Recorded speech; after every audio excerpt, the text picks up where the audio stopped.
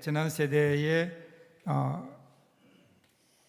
아마 평신도로서 우리 기독교 신앙에 가장 큰 영향을 끼친 사람, 그러면 많은 사람들이 있겠지만 C.S. 루이스라고 하는 분이 빠지지 않을 겁니다. 저도 설교 때 자주 인용하죠. C.S. 루이스라고 하는 분, 그분은 옥스포드 대학의 교수였는데 원래는 그분이 불가지론자였어요. 불가지론. 이게 뭐냐면 하나님은 계신 것을 믿어요. 그런데 우리는 하나님을 알 수가 없다는 거야. 그러니까 하나님은 쉽게 얘기하면 하나님이 계시지만 우리와 관계가 없는. 이분이 옥스포드 대학에서 인문학을 가르쳤는데 문학에 깊은 관심이 있어서 많은 책을 읽었죠. 그런데 그러다가 그런 생각을 했대요. 야, 모든 책 가운데, 인류에 있는 모든 책 가운데 최고의 책, 가장 많은 사람들에게 영향을 끼치는 책, 베스트셀러, 그러면 성경인데 성경을 내가 모르면 되겠는가? 그래서 성경을 읽기 시작했대요. 신앙적인 차원이 아니고 문학적 관심 때문에 책을 읽기 시작한 거예요. 책을 읽는데 어디부터 읽을까 생각하다가 중간을 펴니까 시편이 나오죠. 시편이 보니까 원래 이분이 시에 관심이 많으니까 그럼 잘 됐다. 그리고 이제 시편을 읽기 시작했대요. 1편을 읽는데 괜찮아요. 복 있는 사람은 낙인의 꾀를 따르지 아니하며 뭐 괜찮아요. 2편, 3편 쭉 읽어가는데 괜찮은데 갑자기 이제 점점 7편, 8편, 10편을 넘어가는데 이분이 고개를 흔들기 시작합니다. 야, 이상하다. 10편. 근데 여기에는 왜 이렇게 정제되지 못한 거친 언어들이 막 나오기 시작할까? 왜 여기 나오는 이 10편을 쓴 사람에게는 이렇게 원수가 많을까? 그래서 하나님, 저놈의 원수들을 언제까지 두시겠습니까? 저 원수들을 죽여주시옵소서. 막 이런 이야기들이 나오잖아요. 험한 말들이 나오기 시작하니까 에이, 이건 아니지. 하나님 말씀에 이런 저주 같은 말들이 왜 나올까? 성경을 집어 던졌대요. 그런데 돌아서 생각하니까 그 순간 그런 생각이 들더래요. 그렇지만 그것이 인생이 아닐까? 그것이 인생이 아닐까? 살다 보면 원수도 생기고, 살다 보면 병도 들고, 살다 보면 죽이고 싶은 사람도 생기고, 좌절도 생기고. 여러분, 그렇잖아요? 그러면서 그런 생각이 들었대요. 적어도 성경은 내가 잘 모르지만 인간의 현실에, 인간의 감정 앞에 솔직하구나. 이런 것들을 솔직하게 내어놓을 수 있다면 그러면 여기에는 무언가 다른 것이 있지 않을까? 그래서 성경을 읽기 시작하고 그러다가 그분이 그리스도인이 됐어요. 그래서 그분이 제일 먼저 쓴 책이 하나 있어요. 그 책이 뭐냐면 Reflection on the Psalm이라고 하는 시편에 대한 묵상이라는 책을 가장 먼저 썼어요. 아마 그래서 그랬을 거예요. 근데 시편만 그럴까요? 아니요, 여러분. 사실은 우리가요, 성경을 읽다 보면 성경 곳곳에 우리가 읽기에 불편한 내용들, 적나라한 표현들이 너무 많이 등장하잖아요. 오늘 본문도 보세요. 오늘 본문도 보면 불순종에 따른 저주에 대한 말씀이에요.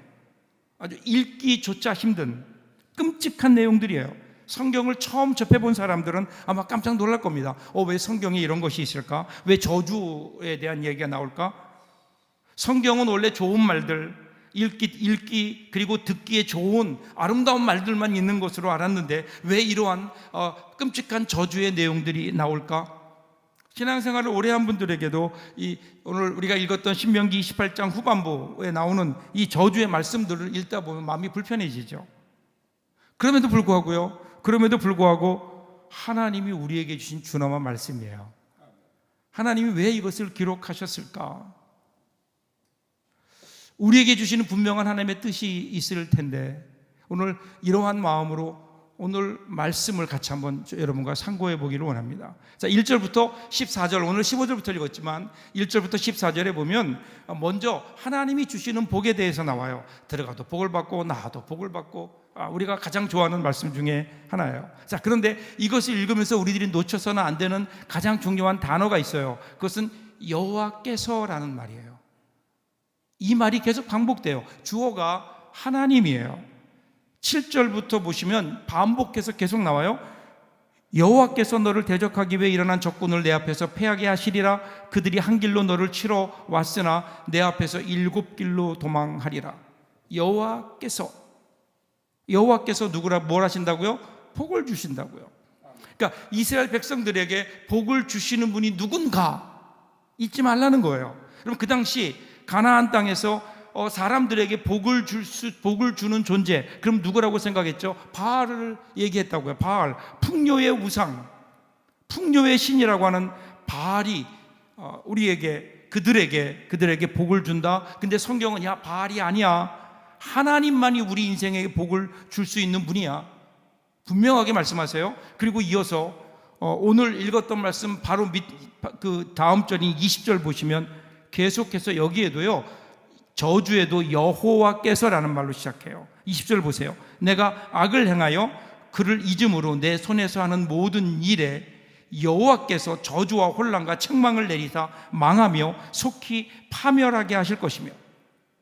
복과 마찬가지로 여러분, 그 당시에 고대 근동 사람들은 인생에 저주를 할 수 있는 존재, 우리를 망하게 할 수 있는 그러한 존재가 있다면 그게 바알이었어요. 우상이었다고요. 그런데 그 당시에 있던 모든 우상들은 어떤 원칙에 따라 인간의 인생에 저주를 하는 게 아니라 그냥 자기 기분 내키는 대로, 우상들이 기분 내키는 대로 그냥 저주할 수 있다라고 그들은 그렇게 믿고 있었기 때문에 항상 두려워할 수밖에 없었죠. 그런데 오늘 성경은 뭐라고 얘기해요? 아니라고요. 너희에게 복을 내리시는 분도 하나님이고 너희에게 저주를 내릴 수 있는 분도 하나님이라는 사실, 그 사실을 잊지 말라는 거예요. 그래서 오늘 본문은 일단 복과 저주가 어떤 것이냐라는 것 이전에 복을 내리시는 하나님, 그리고 우리에게 저주를 하시는 하나님, 그 하나님에 대한 관심을 잊지 말자는 거예요. 내가 어떤 복을 받느냐, 어떤 저주를 받느냐, 여기에 초점을 두지 말고 복을 주시고 그리고 우리에게 때로는 저주도 하시는 그 하나님을 바라보아야 되지 않겠느냐. 우린 때로는 하나님을 놓치고요, 그냥 우리에게 나타나는 현상들이죠, 복과 저주에만 관심을 가져요. 신앙은요, 복과 저주가 아니라 복을 주시는 하나님께 집중하는 겁니다. 이게 신앙의 성숙이 아닐까. 제가 저희 그 아들 현우가 어렸을 때, 그러니까 현우가 어렸을 때를 얘기하면 제가 꽤 젊었을 때예요. 한 번은 제가 처음으로 다른 교회에서 집회를 인도해 달라고 그랬어요. 그래서 플로리다 올란도에 있는 교회에 갔어요. 그 집회를 하는데 제가 이제 그 집회를 하기 집을 나오는데 그때 제 아들 녀석이 그래요. 아빠 어디 가냐 그래요. 그래서 내가 플로리다에 올랜도에 간다니까, 아빠 그러면 거기 가면 그 당시에 아이들에게 유행했던 장난감, 로봇 장난감 중에 뭐 파워레인저인가 뭐 그게 있는데, 그런데 거기 가면 마침 올란도에 가면 뭐가 있죠? 디즈니 월드가 있는데 거기에서 나오는 스페셜 에디션이 있다는 거예요. 그거 가지면 최고의 자기들 그 아이들 사이에서는 최고의 어떤 권세를 누릴 수 있는 것 같아요. 그걸 사다 달라는 거예요. 그러면 엉격거려 대답했죠. 그리고 가서 제가 집회를 했어요. 집회 끝나고 이제 돌아오려고 준비를 하는데 그 생각이 난 거예요. 그 선물 생각이 난 거예요. 그런데 거기에 갈 시간은 없고, 그래서 막 제가 어떻게 해야 되나 걱정하고 있었더니 거기 있던 후배 목사님인데 목사님이 그래요. 목사님 뭐 혹시 필요한 거 있냐고. 그래서 제가 사정을 얘기했더니 이분이 가서 그 올란도에 있는 뭐 그다지 멀진 않지만 거기에 가서 그 로봇을 사온 거예요. 그러니까 얼마나 감사한지 이 로봇을 가지고 이제 출발을 한 거예요. 집에 오면서 이제 제 마음이 어땠을까요? 야, 우리 아들이 얼마나 좋아할까? 여러분, 그 아빠의 그 뿌듯한 마음을 아세요? 아들이 그렇게 원하는 선물을 가지고 내가 돌아간다? 그럼 이 녀석이 얼마나 좋아할까? 오랜만에 아빠로서의 대견한 마음을 가지고 이제 제가 공항에 내려서 이제 차를 타고 집에 가서 딱 들어가자마자 제가 딱 들어가니까 현우야, 아빠 왔다. 그리고 이제 저는 또 아주 극적인 재회를 생각하면서 그 아이를 먼저 꽉 안아주려고 제가 팔을 벌리고 이랬더니 이 녀석이 딱 오더니 제 앞에 딱 서요. 그러더니 옆에 있는 선물을 보니 선물을 탁 채가지고 자기 방으로 들어가서 문을 꽝 닫고는 안 나와요. 그때 여러분, 제가 제 마음속에 야, 얼마나 서운함이 있든지, 내가 너 그거 구하느라고 내가 얼마나 힘들었는데, 그거보다는 내가 기대했던 거는 그 선물만이 아니라 아빠가 오는 것을 좀 아빠와의 만남을 기대했었는데 그 아이니까 그냥 아빠보다는 선물에 더 큰 관심이 있었던 것 같아요. 우리 신앙이 혹시 그렇지 않나요? 하나님으로부터 받는 어떤 은혜, 어떤 선물, 우리에게 굉장히 감사하죠. 근데 그보다 더 큰 복이 있다면 선물을 주신 그분이 나의 하나님이라는 사실을 깨닫게 되는 것, 여러분 이것이 정말 진짜 신앙의 성숙이 거기에 있지 않을까요? 아멘. 신앙의 성숙은요, 선물이 아니라 선물을 주시는 하나님. 하나님. 이 하나님에 대한 관심, 하나님에 대한 어떤 하나님을 바라보는 눈, 오늘 저와 여러분들에게 그 귀한 하나님에 대한 신앙이 더 깊어질 수 있기를 주님의 이름으로 축복합니다. 그럼에도 불구하고 사실은 이 복에 대한 인간의 열망은 대단해요. 이 복뿐 아니라 그만큼 저주에 대해서도 저주는 받으면 안 된다라는 생각을 하고 있죠. 왜냐하면 우리가 복을 받느냐 아니면 우리가 화를 당하느냐에 따라 사실은 우리의 어떤 인생의 질이 결정되기 때문에 그래요. 그래서 사람들은 어떻게 하냐면요, 복 받기를 원해요. 저주 받는 것은 싫어해요. 당연한 거죠. 그러면 어떻게 해야 되느냐? 저주를 받지 않고 복을 받으려면 어떻게 해야 되느냐? 그래서 그것을 행위로 구분을 해요. 스스로 상갈 것은 상가고 행할 것은 행하려고 그렇게 살아갑니다. 이거는 뭐 종교인이든 종교인이 아니든 관계없이 공통적으로 가지고 있어요. 내가 복 받기 위해서는 착한 일을 해야 되고, 내가 또 저주를 피하려면 착한 일을 해야 된다라고 생각하는 거예요. 이 모든 이러한 사고 구조에는 뭐가 있을까요? 복의 조건이 나에게 있는 거예요. 내가 잘하면 복을 받고, 내가 못하면 그러면 저주를 받고 화를 당해요. 그런데 여러분, 과연 그럴까요? 여러분, 성경에서 얘기하는 복이 그런 걸까요?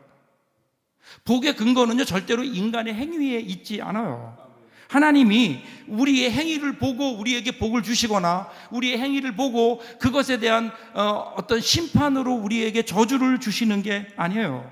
성경을 보세요. 하나님께서 천지를 창조하시고 일곱째 날에 안식하셨어요. 안식하실 때 그때 인간에게 주신 게 뭐예요? 인간에게 복을 주시며 이르시되, 그때로 인간이 뭘 했어요? 아담과 하와가 뭘 했어요? 아무것도 안 했어요. 예배를 드렸나요? 안 해요. 11조를 드렸나요? 그것도 없어요. 뭐 봉사한 적, 착한 일 한 적도 없어요. 아무것도 한 것 없는데 그럼에도 불구하고 하나님이 복을 주셨다고요. 그러니까 이 사실을 보면 하나님께서 우리에게 복을 주시는 것은 그 조건이, 근거가 하나님께 있는 거예요. 하나님의 사랑에 있는 거지 오늘 우리에게 있는 것이 아니다라는 사실을 여러분 우리가 인정해야 되지 않을까요?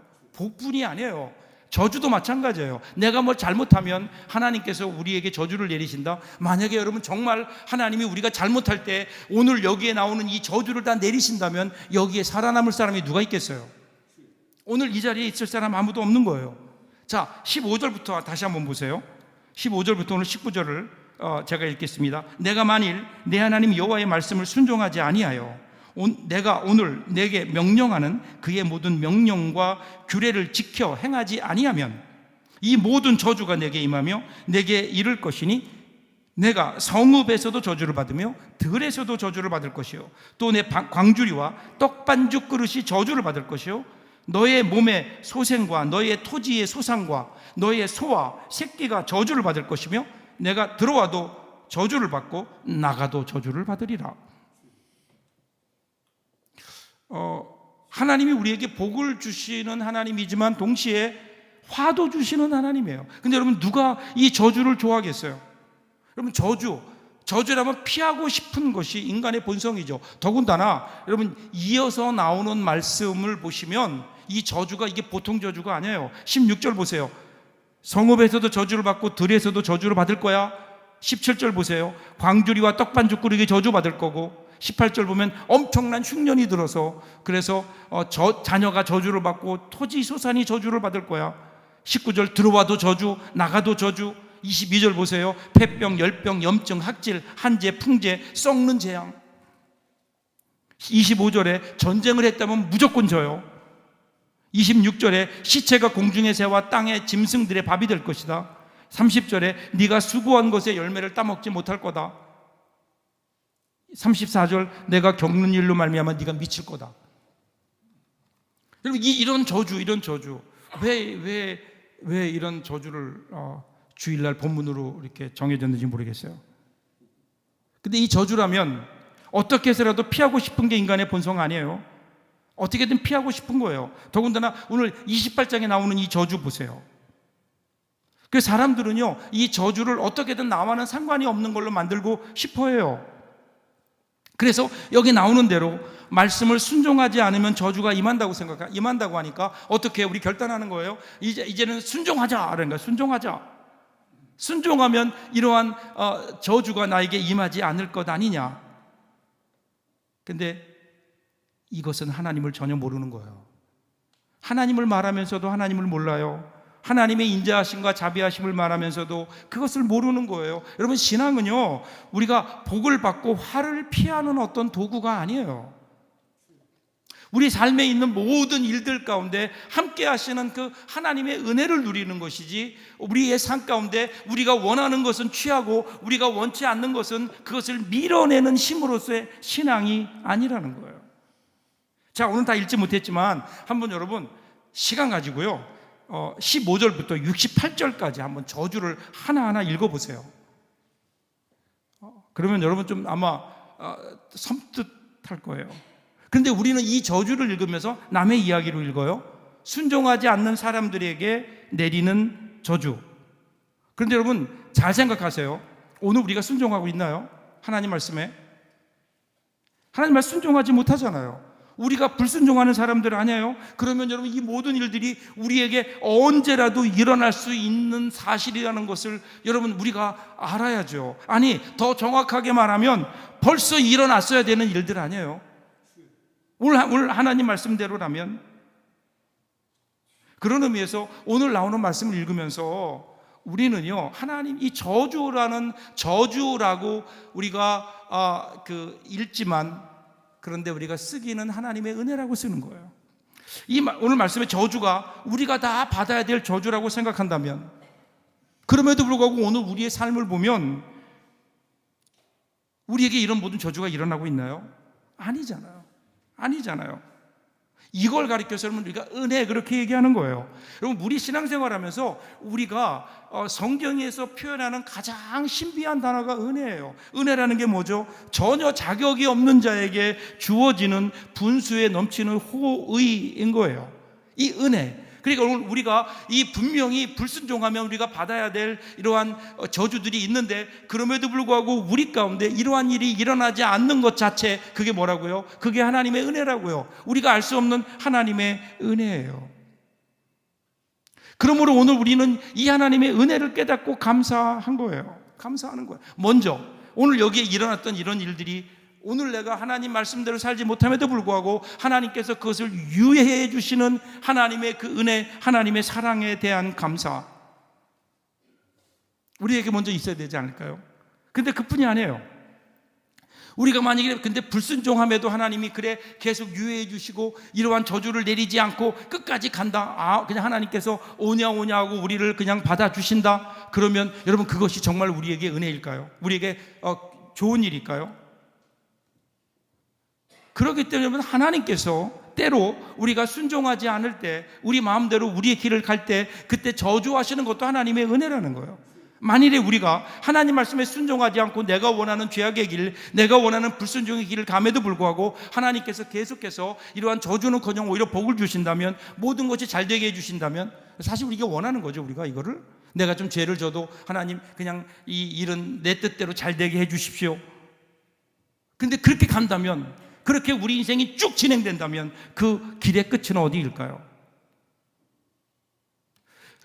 그래서 여러분 우리가 순종하지 않을 때 하나님께서 고난을 주시는 것, 우리에게 이러한 저주를 우리에게 주시는 것, 이거 하나님의 은혜 아닐까요? 고난이 목적이 아니에요. 하나님께서는 우리에게 때로는 우리의 길을 막으심으로, 때로는 우리가 걸어가는 그 길에 하나님께서 그 길을 막으심으로 우리를 돌이키시려는 하나님의 의도가 있는 거죠. 그래서 여러분 언제나 성경에 보면요, 성경은 복과 고난은 같이 있어요. 복과 고난은 같이 있어요. 여러분 이 세상 사람들은 절대로 복과 고난이 함께 있는 것을 이해할 수 없어요. 그런데 성경에는 언제나 복과 고난이, 복과 저주가 한 자리에 나와요. 마태복음 5장 10절 11절 보세요. 의를 위하여 핍박을 받는 자는 복이 있나니 천국이 저희 것입니다. 나를 인하여 너희를 욕하고 핍박하고 거짓으로 너희를 거슬려 모든 악한 말을 할 때에는 너희에게 복이 있나니. 여러분 여기 보세요. 핍박받는 게 복이래요. 너희를 욕하고 핍박하고 거짓으로 너를 거슬려서 악한 말을 할 때 그때 그게 복이래요. 왜 이런 것이 복이 될까요? 왜 저주가 복이 될까요? 여러분 한 사람이 병이 들어 고생을 해요. 사람들은 그에게 여러 가지 얘기할 수 있지 않겠어요? 뭐 죄를 지어서 벌을 받았다고 그렇게 생각할 수도 있을 겁니다. 그런데 정작 그 병을 가지고 있는 그 사람은 자기 병을 통해서 세상이 아무것도 아니고 돈도 명예도 다 부질없는 것이고 오직 영원한 하나님 나라만이 가장 귀하다는 사실을 깨닫게 되었어요. 그리고 그것을 통해서 영원한 하나님 나라가 있다는 것을 깨닫게 되었어요. 그러면 그 사람은 어떻게 할까요? 그 사람은 감사한 거예요. 그러면 이 사람에게 이 병은 저주입니까? 아니면 복입니까? 여러분 질병 자체가 복이라는 것 결코 아니에요. 그런데 이것을 통해서 우리가 이전에 보지 못했던 진정한 복, 진짜 복을 바라볼 수 있다면, 그 영원한 하나님 나라, 그 하나님에 대한 눈이 뜨여질 수 있다면, 그러면 여러분 이것은 은혜가 아닐까요? 이게 저주일까요? 이걸 통해서 우리는 하나님의 인자하심과 자비하심을 할 수 있는 거예요. 오늘 우리 그리스도인들은요, 하나님을 믿는다고 하면서 사실은 하나님을 몰라요. 그냥 복과 저주에만 관심을 갖고 있다고요. 그러면서 하나님께 순종하겠다고 해요.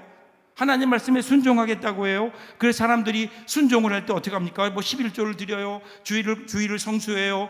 그리고 구제해요. 교회를 위해서 열심히 봉사해요. 그럼 이것이 과연 성경에서 우리에게 얘기하는 순종이에요? 이렇게 얘기하면 하나님이 우리에게 복을 주신다고요? 그런데 여러분 기억하세요. 우리보다 더 몇 배, 몇십 배 더 열심으로 그 말씀을 그대로 실천하고 순종했었던 바리새인과 서기관들이 예수님께 책망 들었던 것 여러분 기억하세요. 하나님이 누구이신가를 알아야 돼요. 하나님을 알지 못하고 그 하나님의 사랑을 알지 못한 채 그냥 우리가 순종한다고요? 그냥 내가 복받기 위해서 오늘 내가 이런저런 일에 하나님 말씀에 순종하며 산다고요? 여러분 그것은 그냥 복을 받기 위한 그러한 욕심일 뿐이고, 그리고 저주를 피하기 위한 그러한 우리의 마음일 뿐이지, 정말 하나님께서 우리에게 원하시는 순종이 과연 그걸까요? 정확하게 말하면요, 죄송하지만 정확하게 말하면 우리 인간 편에서 하나님께 순종하겠다고 하는 것은 하나님을 정복하겠다는 이야기와 같아요. 하나님께 순종하지 못해서 내가 저주를 받아야 된다면, 내가 하나님께 순종을 함으로 하나님께서 나에게 주시는 그 저주를 내가 피해보겠다. 여러분 이거 인간의 교만이에요. 여러분 지금껏 우리 혹시 신앙생활 이렇게 해오지 않았나요? 말씀은 우리에게 율법으로 다가와요.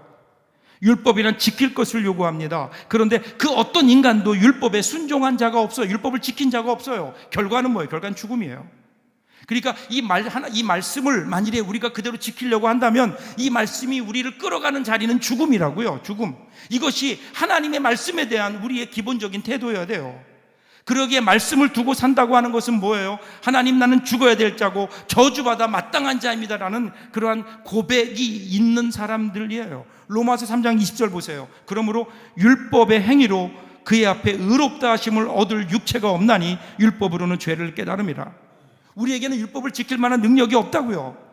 그런데 언제부턴가 자꾸만 우리는 그 율법을 지킴으로 내가 뭔가 하나님이 주신 복을 받아보려고, 그리고 하나님이 나에게 주시는 저주를 피해보려고 자꾸만 율법을 지키려고 해요. 그러다 보니까 어떻게 해요? 율법을 내가 지킬 수 있는 것들로 만들어가요. 여기서 말씀이 변화되기 시작합니다. 말씀에 내 생각을 섞기 시작해요. 율법이 율법을 만들고 그 율법이 우리를 결국은 죄 속으로 빠져들게 하는 거예요. 우리의 죄. 근데 여러분 율법은 지키기 위한 게 아니라니까요. 율법을 지킴으로 내가 복을 받는 게 아니에요. 율법은 우리의 죄를 드러나게 하는 거예요. 드러나게. 그래서 갈라디아 3장 13절 보세요. 그리스도께서 우리를 위하여 저주받은 바 되사 율법의 저주에서 우리를 속량하셨으니 기록된 바 나무에 달린 자마다 저주 아래 있는 자라 하였습니다. 여기서 말하는 우리가 누구예요? 내가 저주받은 자임을 안 거예요. 나는 율법을 지킬 수 있는 능력이 나에게 없는 걸 아는 거예요. 그래서 어떻게 하나님의 은총만 바라보는 거예요. 그 자리에 서니까 우리 대신 저주받은 예수님이 보인다고요. 하나님은 우리의 죄가 아니라, 우리의 죄에 대한 저주가 아니라 우리의 죄에 대한 저주를 예수 그리스도의 십자가에 옮겨 놓으셨다고요. 그것을 바라보면서 우리가 죄인임을 깨닫고 나를 위해 대신 저주받으신 예수님을 바라보는 거예요. 그때 이것이 여러분 진짜 참된 복이 아닐까요? 여기에 은혜가 있는 거라고. 진짜 복은 그러기에, 진짜 복은 이 나를 위해 저주받아야 될 내 인생을 위해 대신 저주받아 주신 예수 그리스도의 십자가를 바라보는 것이요, 그것을 통해서 오늘 내가 하나님의 자녀가 되었다는 그 사실을 깨닫는 것, 여러분 이것이 오늘 우리가 깨달아야 될 하나님의 은혜가 아닐까요? 저는 오늘 말씀을 준비하면서 저 어릴 적이 생각났어요. 제가 한번 어릴 적에 거짓말한 적이 있는 것 같아요. 거짓말. 그때 저희 어머니가 굉장히 화를 내셨어요. 회초리를 드시고 처음으로 제 종아리가 벌겋게 불어오를 만큼 회초리를 치셨어요. 그리고 그렇게 끝난 후에 이렇게 말씀하셨어요. 거짓말하면 안 된다. 거짓말하면 안 된다. 너는 하나님의 사람인데 절대로 거짓말하면 안 된다. 엄마랑 약속하자. 다시는 거짓말 안 하기로. 그리고 저를 안아주셨어요. 근데 제가 그때 너무 제가 맞은 게 좀 억울했는지 대답을 안 하니까 눈물을 계속 훌쩍이고 말도 안 하는 저에게 계속해서 대답하라 그러는 거예요. 대답하라고, 네라고. 할 수 없이 네라고 대답했어요. 여러분 그때 제가 네라고 대답한 이후에 그 이후에 지금까지 한 번도 거짓말을 안 했을까요? 어떻게 생각하세요? 안 했죠? 제가 거짓말 한 번도? 많이 했죠. 수없이 했죠. 그러면 그때 어머니는 저의 대답을 정말 믿으셨을까요? 얘가 이제 이 대답을 하면 다시는 죄를 짓지 않겠지, 나는 거짓말하지 않겠지? 아니에요. 어머니는 알고 계셨을 거예요. 제가 또 거짓말할 거다. 그런데 왜 대답을 하라 그랬을까요? 그럼에도 불구하고 포기할 수 없는 어머니의 사랑인 거예요. 정말 아들이, 나의 사랑하는 아들이 절대로 거짓말 안 하는 착한 사람, 정직한 사람이 되었으면 좋겠다. 그래서 어머니는 나를 붙들고 이야기하고 또 이야기하고 하는 거 아닐까? 오늘 이 저주의 말씀을 하시는 하나님의 심정도 그렇지 않았을까요? 하나님은 이 말씀을 듣는 백성들에게 이 말씀을 들으면 아멘이라고 외치라고 하셨어요. 그러면 아멘이라고 외치는 이스라엘 백성들 보면서 하나님은 정말 그 아멘을 믿으셨을까요?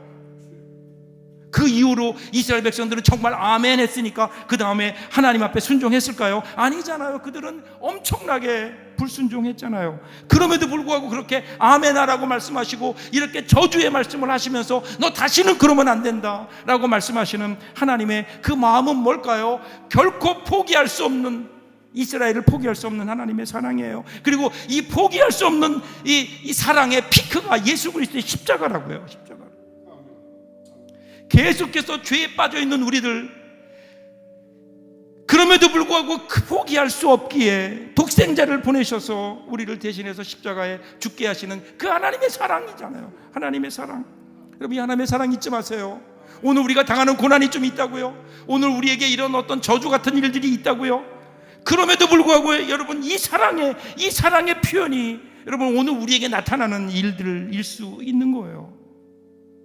여러분 우리 하나님은요, 우리가 뭐 좀 잘한다고 복을 주시고 못한다고 우리를 저주하시는 그런 하나님이 아니에요. 우리 하나님은 우리가 아직 죄인 되었을 때에 그리스도께서 우리를 위하여 십자가에 죽으심으로 하나님께서 우리에 대한 자기의 사랑을 확증하셨다. 아멘. 이 하나님의 사랑 좀 붙들고요, 오늘 우리에게 있는 모든 이들 통해서 이 하나님을 바라볼 수 있다면 우리의 삶이 복과 같은 환경이더라도, 저주와 같은 환경이라도 그 가운데 우리가 눈을 떠서 하나님을 바라볼 수 있다면 이것이 여러분 은혜가 아닐까요?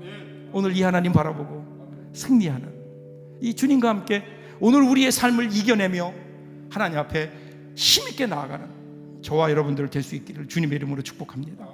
기도하겠습니다. 조용히 하나님 앞에